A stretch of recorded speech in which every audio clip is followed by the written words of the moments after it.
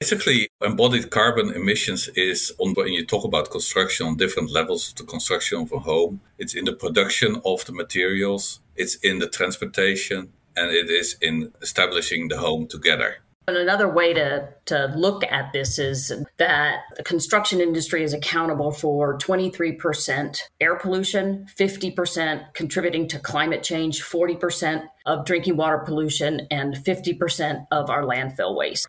Big kind of driving force behind Array is to show that the residential construction industry can do its part. It's lagging behind, and it's really not rocket science to take those steps. Array, is North Carolina's first 100% net zero energy neighborhood, is for all of the houses are going to have a reduced carbon footprint. Welcome to Mindful Businesses, presented by Sarani, and I'm your host, Vidya Iyer. In our podcast, we bring to you businesses that are mindful in their practices and processes. A mindful business is one that employs sustainable social, economic, and environmental practices. Today we have with us Jodi Bakst and Rademaker, co-founder of Circular Design Consultants, Net Zero Homes. Jodi joins us from Chapel Hill, North Carolina, and Cor from The Hague, Netherlands. Welcome, Jodi. Thank you. I'm very happy to be here. Thank you. Very nice to be here. A climate impact report in 2023 by the Rocky Mountain Institute states that the impact of embodied carbon emissions by the home construction industry in the United States is 50 million tons. And that would be equivalent to 138 natural gas fired power plants, or the yearly emission of smaller countries like Norway, Peru, and Sweden. We've heard about carbon emissions. What is embodied carbon emissions? Basically, embodied carbon emissions is on different levels when you talk about construction, on different levels of the construction of a home. It's in the production of the materials, it's in the transportation, and it is in establishing the home together. It all takes a lot of energy, and that's, the energy is emitting carbon dioxide. GHG is released in the manufacturing, installation, transportation, distribution, maintenance, disposal of construction material, all the components that are required in the construction industry. That's why, for instance, the European Union has set a limit at 2030, 50% of all construction has to be circular. And circular means you have to be reusing materials. So another way to look at this is data from the U.S. Green Building Council that says that the construction industry is accountable for 23% air pollution, 50% contributing to climate change, 40% of drinking water pollution, and 50% of our landfill waste is coming from total construction industry, with a portion of that coming from residential. That's why the stimulus behind us creating Array. Those are really big numbers. Like, who would think about drinking water pollution as part of the construction industry? You can imagine some contamination, but 40% of the drinking water pollution, for it to come from the construction industry, it seems like a really huge number. Commercial industry, they're way ahead of the residential industry with compliance with LEED standards and wanting to have green buildings, and certainly in Europe where they're way far ahead with making buildings more circular. Big kind of driving force behind Array is to show that the residential construction industry can do its part. It's lagging behind, and it's really not rocket science to take those steps. So let's just focus on the different ways that the construction industry, and we'll focus on residential because your business is, at this point in time, is residential construction. What are the opportunities to reduce the carbon emissions? Is it just substituting materials? How can we break it up into different components in constructing a home? We're not builders, so we'll give you some pieces. We're the developers behind this project.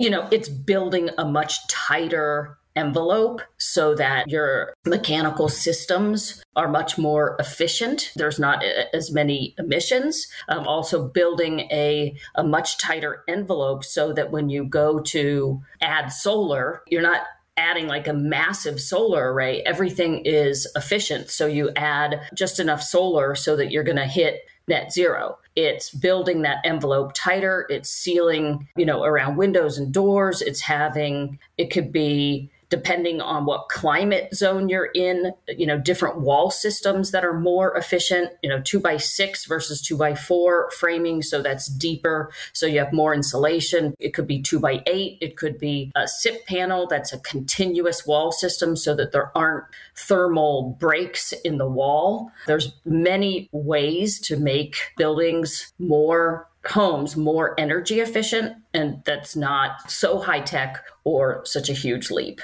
What you're saying is the technology is there. The technology is there. I just want to add one thing, make the homes a little bit smarter as well. So there will be a good ventilation, for instance, a good ventilation program. Talking about the tight envelopes, I think a few years ago, some cities had such high R values for the insulation, and they were so focused on having the homes really tight, they did not provide sufficient ventilation. So I had a friend whose house, the walls, in fact, crumbled within a few years. The problem is that humans emit water.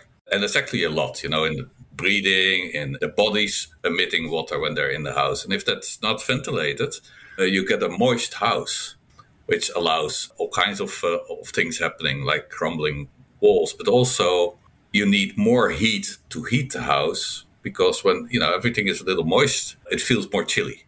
True.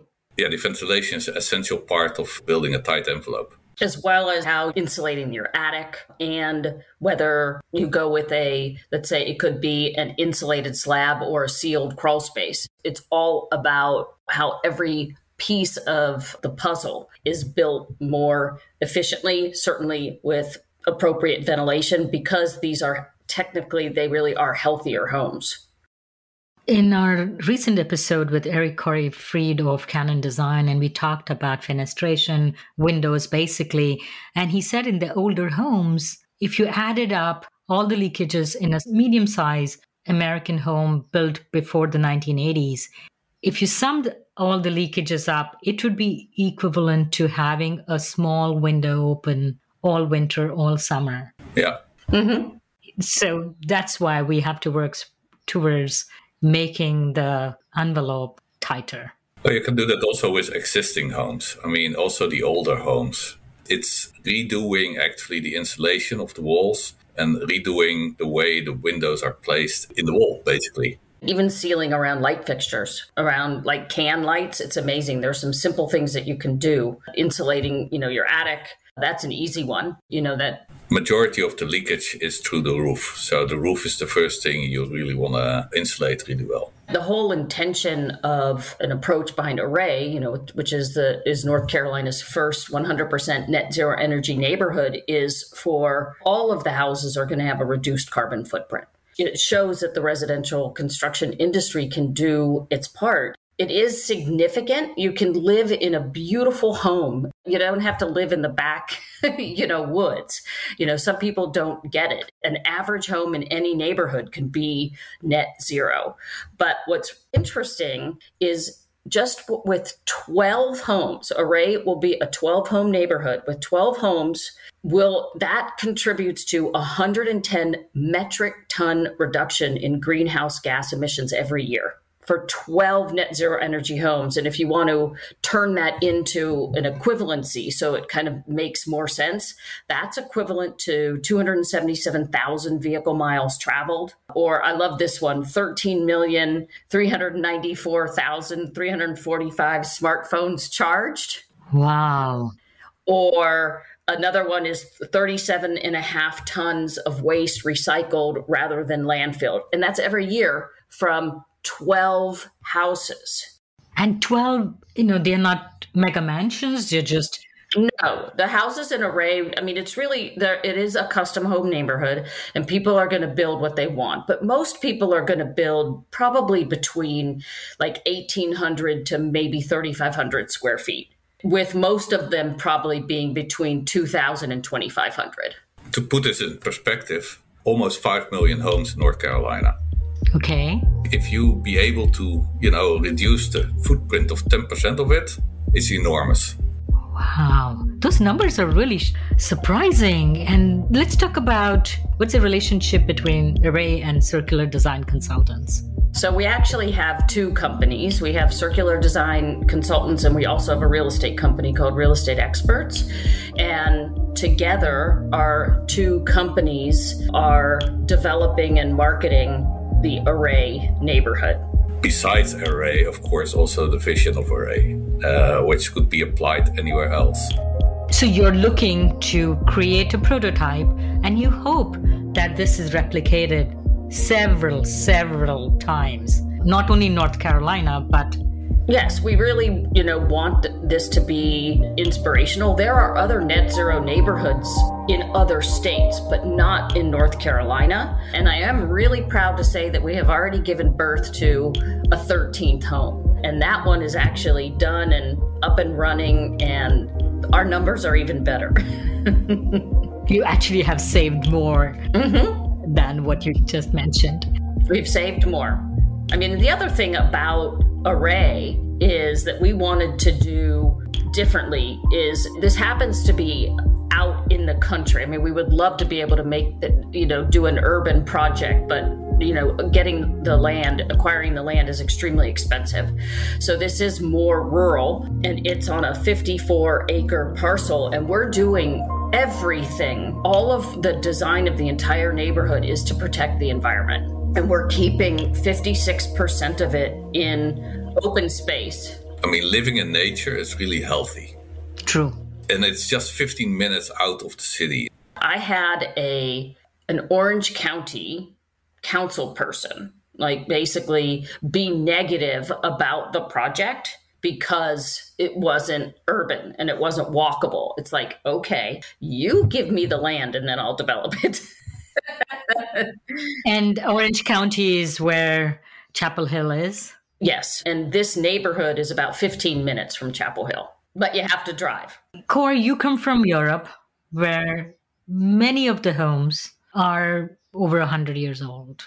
How are they making those homes net zero? And you have such lofty goals in Europe. We have a home here and we have a home in Holland. In Holland, it's a home from 1912.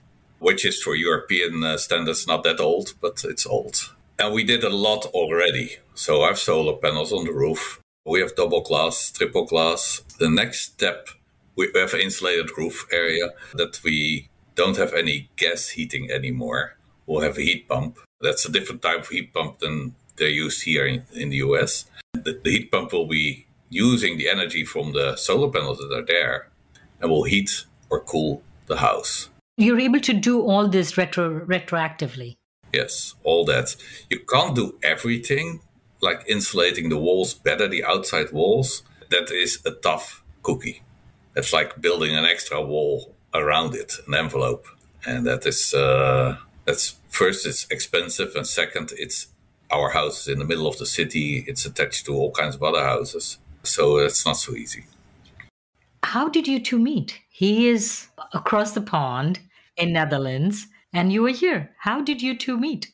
The story begins, I'm an older guy. The story begins when I met Jodi's brother in Spain. When was that? 1976. Right. And in 1980, I came over to the US and I met Jodi. So that's the link. And you guys worked before on other projects, or this is the first time you both plunged into this partnership? The first time we do something really together, other than private things. So whose idea was this? Was Jodi a developer and Cor was... What did each one of you bring to the project? The land that started it. We were fortunate enough to come across the land and to be able to be involved with this. And it was also a client of mine was a piece of this until he stepped out. And then we stepped forward. But it was very much stimulated by this piece of property and it being so special and so beautiful that we wanted to do. It was a fait accompli. The land was going to be developed. The question was how. So we could have easily sold it to the highest bidder and had McMansions there. And we did not want to do that. We could have made a ton of money. It wasn't about that. We did not want to do that. We wanted to do what we could to put what we felt was like appropriate there and to protect it as much as possible. So originally we were like, this should be off the grid. Let's have 12, see how many homes we can put in here that's appropriate, and let's have it be off the grid. And we found out that you cannot have a neighborhood off the grid in North Carolina.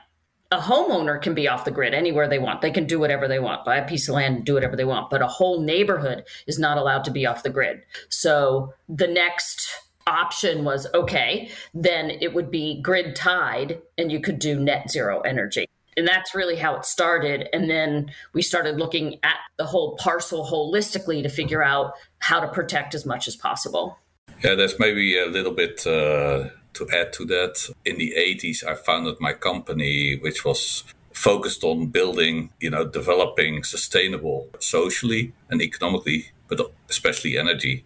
Did you say 1980? 1989. That's pretty early on. Not for Europe, but it was early on. Yeah, it was one of the first in Holland and was involved in many, many projects in Europe. And one of the last I did was in 2010, the Green Village in Delft, which was totally sustainable and all of the above. So all that knowledge I took with me, and that helped in this case as well.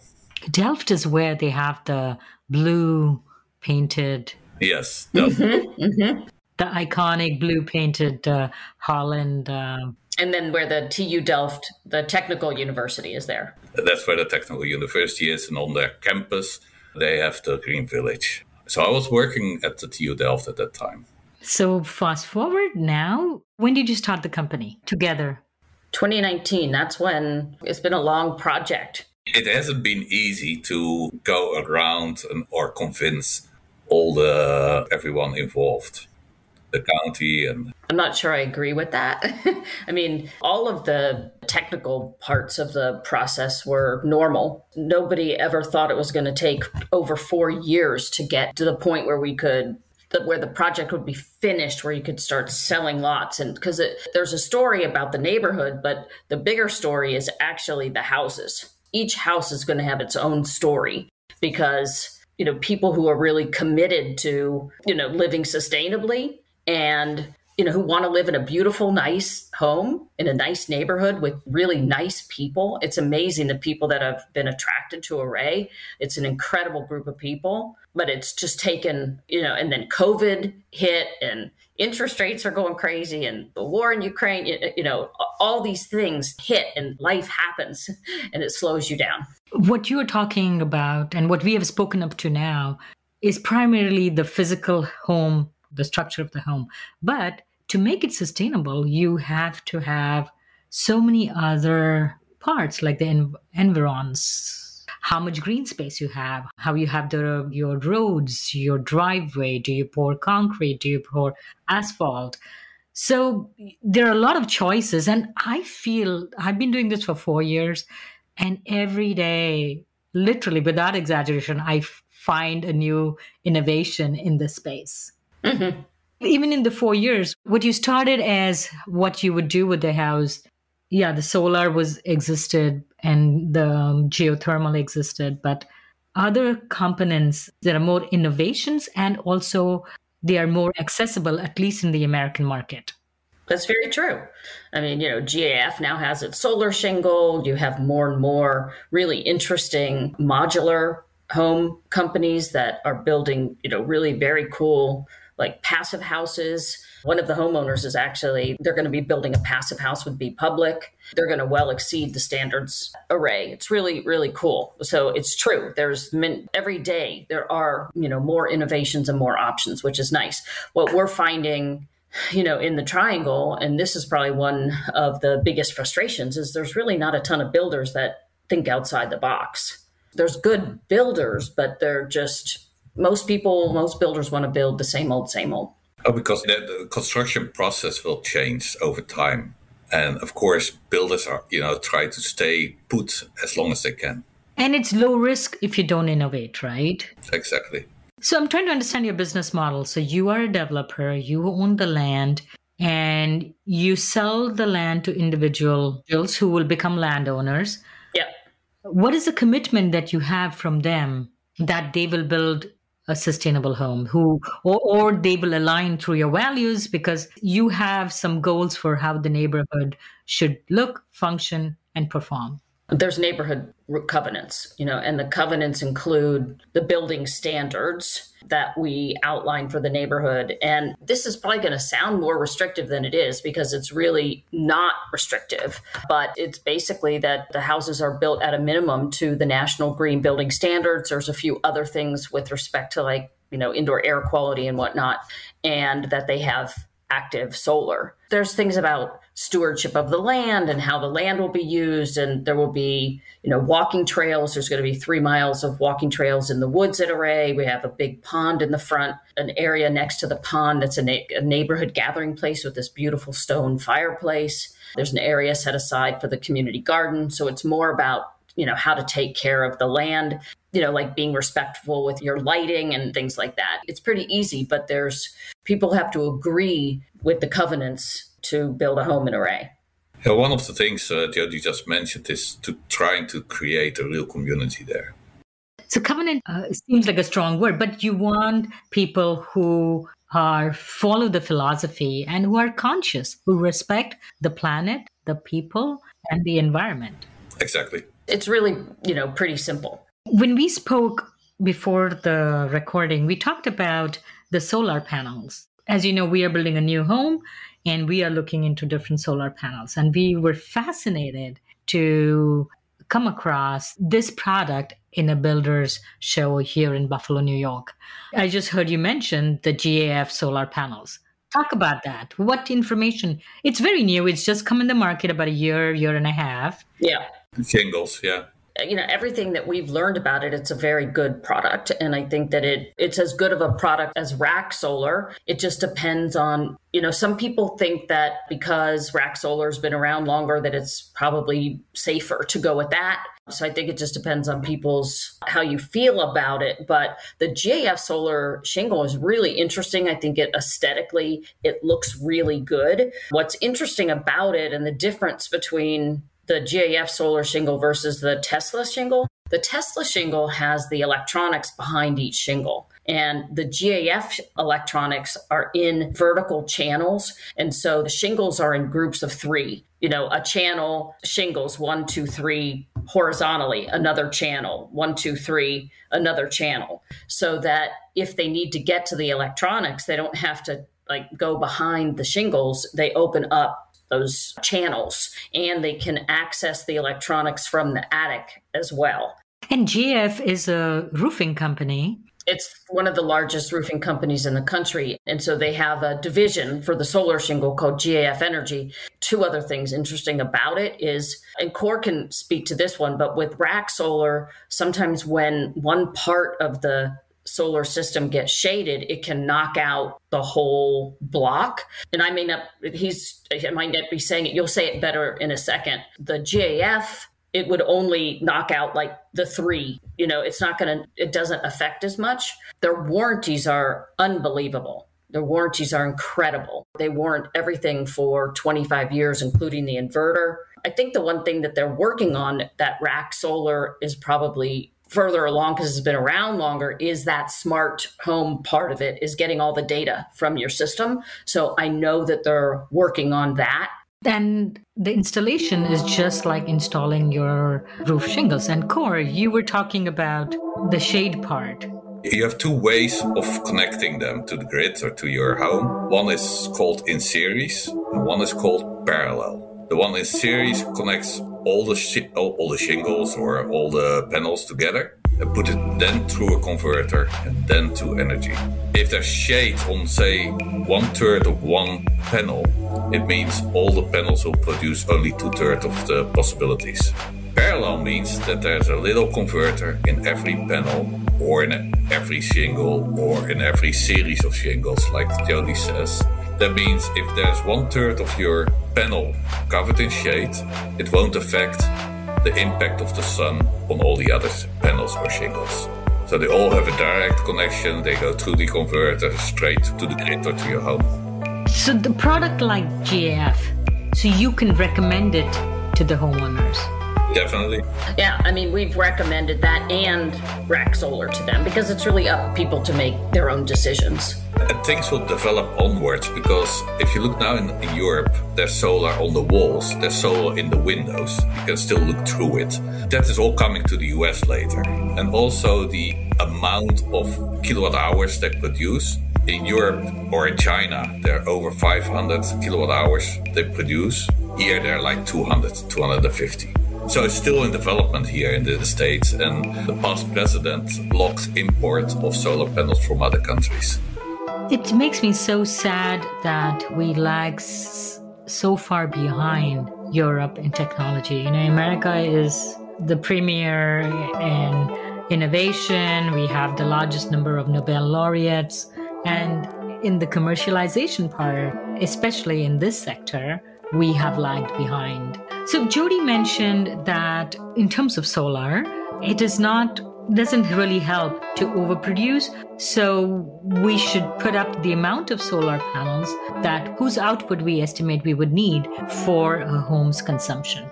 For its net metering, basically what you do is you produce when the sun is shining and it's really light. And of course, it's during the day when a lot of people are not at home or they use less products. And where you really need energy is in the evening or at night. The thing of net metering is you put all that energy that you produce during the day goes into the grid of the energy supplier. And you have a deal with the energy supplier that you can take out the same amount of energy that you given to the grid. You can take out when you need it. So you build up a kind of balance. But if a way around it could be having a storage, like a battery, and there are many batteries around, and they're not really that expensive. So that could be between the grid and your home. So you still have some basics behind it. And one of the ideas of using a battery could be your electric car. You can use the battery of your car. But every electric utility is different, and some do net metering and some don't. And then how they do net metering can be different. We're in Duke Energy territory, and they at least do net metering, but you get credits, right, for the energy that you send to the grid. And they zero those credits out at the end of the year. It's not like you bank them and they roll over. I don't know it's kind of crazy. I mean, they should be selling it down the street. I really don't know how that part works, but they zero out a homeowner's credits at the end of the year and then you start again. So producing more than you use doesn't really help unless you want to just store it in your own batteries on site. And that's a really viable option. But I always thought batteries were expensive. You know, the Tesla panel, the LG ones, or there are a couple of, they are but $7,000 or $8,000. They're non-trivial amount. Correct. There is a tax benefit or there is a credit offered for battery panels in the new IRA Act. But Core said they're affordable. Which are the ones that are affordable? Well, I think a few $1,000s is affordable in this case because you have to look at the energy that you put to the grid. And at the end of the year, Duke Energy says, oh, thank you very much. It's free energy for us. And we sell it for money. Well, they're also changing their standards. So yeah, it's similar to what they're doing in California called time of use. It's very complicated and I'm not going to be able to explain it. But just from a very layman's explanation, they are going to increase the cost of energy during the high times of use. And they're also going to start increasing their fees for being connected to the grid. Which is obliged. Today, it's a minimal fee. It's like $30, to be connected to the grid if you have solar, just if you're, for net zero. So those fees are going to go up. We really don't know how they're going to go up, but the whole time of use fees will go up. And that actually fits perfectly with what Core said in terms of making your house smarter. So if your house is smarter, then you can kind of work with those time of use issues. And, so maybe you run your wash, really early in the morning or late at night, that kind of thing, where you learn how to work with it better. Bit more mindful play with the energy you have or you use. The machines that really consume energy, like your washing machine or your dryer is probably the most consuming thing in your house. I wanted to tell you another kind of roadblock that we hit. One of the things that Core and I really wanted to do is if you have a neighborhood of houses, doesn't matter if it's 12 or 50 or 100, they all have solar, they could share their energy. And that's called a microgrid. And really wanted to see that happen. But it's another roadblock. It's not in North Carolina, it is not allowed. They're doing this in Europe. They've been doing it for a long time. Who's not allowing it? The government, the electric utility industry, however they have their rules and they have a monopoly in, the power commissions, it's just not allowed. The only place where they've done it is in the mountains of North Carolina where they had limited access to power. So because there's not limited access, they won't let you do it. I think that these are the kinds of things that will come in the future. And you're seeing microgrids, actually, it's interesting, on military bases so that they have resilient energy. They effectively don't have power outages because they have enough solar and they have their own mini microgrid. So their power doesn't go out. The thing is that the legislator sees a group of houses that produce energy as an energy plant, as a company. And maybe the energy companies view it as a competition to them. Yes, it is competition. They refused to move with the flow. They kept, producing fossil fuel, energy based on fossil fuel, and the whole thing, it's a really good model for them. Lots of profits. And now it's, they have to really compete with other means of energy. And they found ways to block that. And in Europe, the governments are minimizing that influence of the energy companies. Here, it's the opposite. Well, you also have many more energy companies. The structure of that industry is totally different over there than it is here. But the one good thing about Array from this perspective, if you want to look at it from the glass half full, is that there will be 12 homes that all have active solar. And when they're ready, to have microgrids, Array will be poised because all they'll have to do is lay the line. Yeah, and have batteries. I understand energy is a big component of how neighborhood can be made sustainable, but concretization has caused so many problems in our communities. Let's start by explaining what we mean by concretization. Concrete is extremely energy efficient. It uses a lot of energy to be produced, and it's hard to reuse. So again, back to the Netherlands, the homes are built with concrete and the streets and everything, and that is now limited. They are switching to wood homes? Yes. In Array, it is a half-mile long road to get back to where the houses are, and it is gravel. And we have developed the neighborhood in accordance with the county's low impact development standards. And so because we're keeping so much land in open space, we didn't have to put in stormwater management basins. The stormwater will be handled naturally by the environment, the way that we have developed the neighborhood. And that's what I wanted to talk about more: water table levels and handling of rainwater in our neighborhoods. One is the gravel, so it's pervious, and that's an important thing. That was one of the reasons for a gravel road. Other is that there are all kinds of ways to collect the rainwater that comes down from your roof and reuse that. You can reuse it, in general, of course, for your garden and so. In ultimate, you could use it for doing your dishes or your wash or even shower or your bathroom, your toilet. It is for the people to decide, and maybe you have more innovative people that will put a second line with what we call grey water, or they don't. It's up to them. That's not something that we have in hand, but I think that fits with the kind of community Array is. Smart ways to avoid energy in sense. For instance, when you shower, you can use the water that goes down to the sewer. You can use that water on the way down to preheat the water where you shower with. It doesn't cost much. It's a simple thing and it's easy to build in. You guys mentioned that it's hard to find builders who are aligned and committed to your philosophy of building a sustainable home because most people don't want to change. What assistance will you provide to the homeowners? Because there is a person, I want my home to be sustainable, I want it to be net zero, I have difficulty finding a builder. What role are you going to play?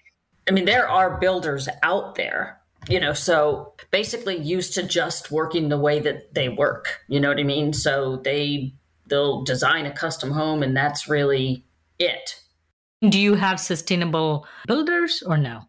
Yes. We have them, but they're not aggressive, really. They're really not thinking outside the box. You can go to other parts of the state and other parts of the country, and you're going to find many more builders that are really thinking outside the box. We have builders in Array. They're working now, building houses, constructing houses. We have builders that really think aligned with what we think. But we encountered that about 99% of the builders here don't think like that. And in a way, I would say that's a bad business model, because this type of homes will come rapidly from now on, because we have to change no matter what. I think that people think Array is a hippie neighborhood because it's a net zero neighborhood where we're really taking care of the environment. And I have literally heard people say that. And it's like, well, you really should come and check it out and talk with the people that are buying houses and starting to build homes in there. But I think there's this preconceived perception, that is just a hippie neighborhood. We have on our website, arraysustainableliving.com, we have examples of really beautiful homes. And in my world, hippie is good. It's a little bit outdated. It's a 12-lot neighborhood, and it's in Orange County, North Carolina, which is truly, we live in a little protected bubble in Orange County, North Carolina. It's the most progressive part of the state. It's a beautiful protected bubble. There's still 5 lots, the same 5 lots that have been sitting there since last year. The first 7 were really easy. And even people coming from all over the country. But it's very interesting. People don't like the gravel road, or, there's this or that. So it just takes time. Change takes time, and wishing you both all the best. Thank you so much, Jodi and Cor, for coming on Mindful Businesses. Thank you so much for having us. Yeah, thank you for having us and giving us time to present our thoughts. You're listening to Mindful Businesses, produced and hosted by Vidya Iyer. We'd love to hear from you. Send an email to info@mindfulbusinessespodcast.com. If you learned a thing or two from this episode, share it with one friend. Click on the subscribe button to be the first to learn about our latest episodes. We recorded this podcast in Buffalo, New York. Theme music was composed by Tatum Gale. Roseanne Kurian is our marketing assistant. Ketan Karat is our podcast editor. Our advisors are Jim Stone and Anupama Pasrija. This is Vidya Iyer with Mindful Businesses.